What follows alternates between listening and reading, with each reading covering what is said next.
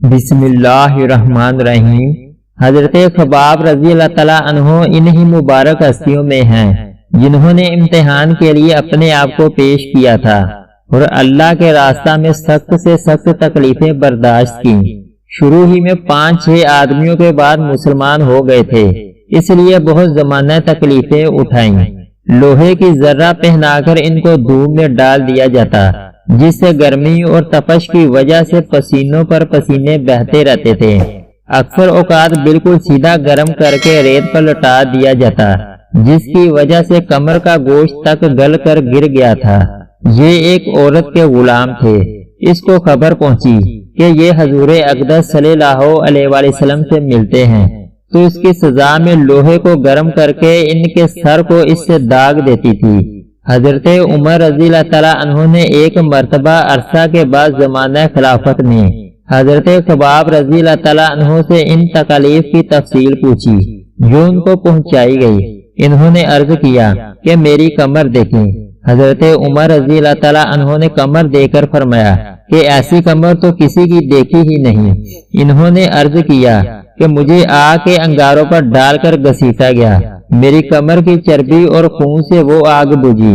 ان حالات کے باوجود جب اسلام کو ترقی ہوئی اور فتوحات کا دروازہ کھلا تو اس پر رویا کرتے کہ خدا نخواستہ ہماری تکالیف کا بدلہ کہیں دنیا ہی میں تو نہیں مل گیا۔ حضرت خباب رضی اللہ تعالیٰ عنہ کہتے ہیں کہ ایک مرتبہ حضور اقدس صلی اللہ علیہ وآلہ وسلم نے خلاف عادت بہت ہی لمبی نماز پڑھی۔ صحابہ رضی اللہ تعالیٰ عنہ نے اس کے متعلق عرض کیا تو حضور صلی اللہ علیہ وآلہ وسلم نے ارشاد فرمایا کہ یہ رغبت اور ڈر کی نماز تھی۔ میں نے اس میں اللہ تعالیٰ سے 3 دعائیں کی تھیں، 2 ان میں سے قبول ہوئیں اور ایک کو انکار فرما دیا۔ میں نے یہ دعا کی میری ساری امت قحط سے ہلاک نہ ہو جائے، یہ قبول ہو گئی۔ دوسری یہ دعا کی کہ ان پر کوئی ایسا دشمن مسلط نہ ہو جو ان کو بالکل مٹا دے، یہ بھی قبول ہو گئی۔ تیسری یہ دعا کی کہ ان میں آپس میں لڑائی جھگڑے نہ ہوں، یہ بات منظور نہیں ہوئی۔ حضرت خباب رضی اللہ تعالیٰ عنہ کا انتقال 37 ہجری میں ہوا اور کوفہ میں سب سے پہلے صحابی یہی دفن ہوئے۔ ان کے انتقال کے بعد حضرت علی رضی اللہ تعالیٰ عنہ کا گزر ان کی قبر پر ہوا تو ارشاد فرمایا اللہ خباب رضی اللہ تعالیٰ عنہ پر رحم فرمائے۔ اپنی رغبت سے مسلمان ہوا اور خوشی سے ہجرت کی اور جہاد میں زندگی گزار دی اور مصیبتیں برداشت کی۔